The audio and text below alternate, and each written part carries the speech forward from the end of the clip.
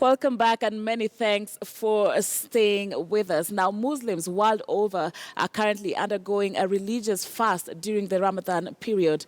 Well, among the Muslim faithful are a group of children who are doing the near unimaginable, foregoing their sleep to ensure adults wake up in time for their morning prayer and final meal before the start of the fast. KTN's Timothy Otieno caught up with a determined lot in Arusha and filed the following story of a generation determined to stay true to their cause during this holy month. The holy month in the Muslim calendar, characterized by prayer and supplication to the Almighty. And when dusk sets in, all are required to break their fast in a meal after about 14 hours of fasting. But in the deep of the night, when all have retired to their beds, a group of children begin their day. They prepare their drums and practice their melody for an all-important task, waking up their Muslim brethren for the early morning meal known as suhur or daku in Swahili. Ni sheria na lazima tupige madufu. Kwa kuamsha watu wale daku na kwa kuwafurahisha watu. The meal is the final one taken before one begins fasting, and according to the deputy imam at Nairobi's Jamia Mosque, may be the most important meal during the fasting period. Ni chakula ambacho Mungu amepanga wafungaji wa kile. Kiwe kitakusaidia kwa fikra zako, kiwe hakitakusaidia. Mimi kila dako napata usingizi sana mchana, shauri yako. Mimi kila dako sihisi kama hivi, shauri yako.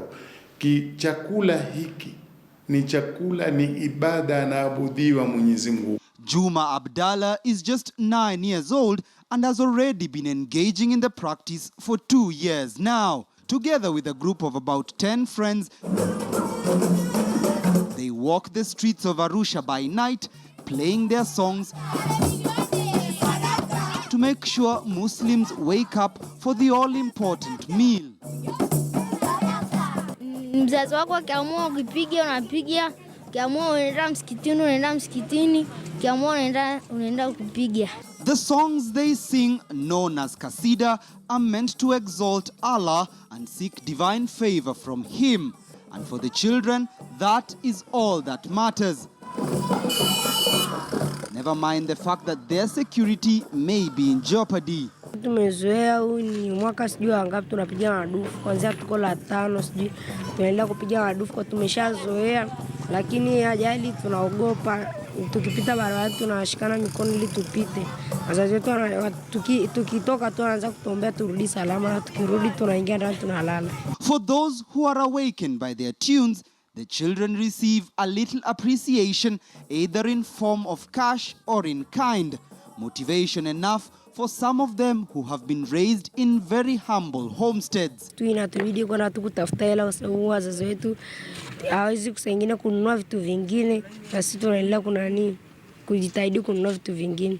Jinsi sasa uko nje hivi saa hizi, kesho utaenda shule? Kwa sababu sasa unaona inaelekea saa 6 za usiku, na masomo je? Nitaenda. Nikitoka hapa hivi nenda kulala, alafu kesho naenda shule. Tukitoka shule tunaanza kuomba madufu. The children explain that for them, Islam is not so much so a religion as it is a lifestyle, one that they hope to embrace in their youth.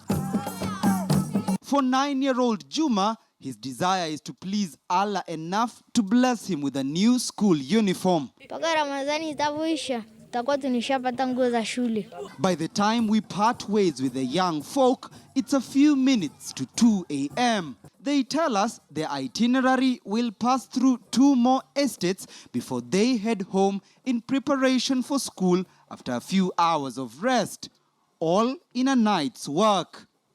Timothy Otieno, KTN News. Thank you so much, Timothy, for that story. Very impressive, the little warriors there. All right, let's take some of your feedback on what we're asking you tonight. And we invited your comments on what you think about motorcycle riders exposing some schoolgirls to HIV and other diseases. And I just want to sample some of your views. And Jim James say that it's true. They have taken the advantage of the high cost of living, making the young girls use the transport as pocket money. Amos Omondi here is posing a question. He says, is this story based on assumption that motorcycle people are HIV positive and thus spreading the virus to school children? And I think Dr. Massey's story highlighted that there is already a high burden of HIV in that region and thus increasing the risk of this happening. And Amkich Karanja says, let bodaoda guys support the eradication of HIV. He says they cannot do this to our girls. Parents too should be responsible. And Michael Otieno says that parents should be parents and take up the parental responsibility of taking care of the girls. Peter Theory says that to him, the sponsor syndrome and culture is to be blamed, combined with parental negligence and a rotten society, is what Peter says. Samar K says that yes, it's very true, because some girls are the riders' best friends, and that is where the riders take advantage to spread these diseases. And McRyan Roney says that we must stand and fight this misery waiting to explode. I see a lot of your comments on this. Do keep this coming and continue this conversation on our various platforms on social media. And right now we want to take another short break here on KTN Weekend Prime. Don't go too far. We still have more, including sports.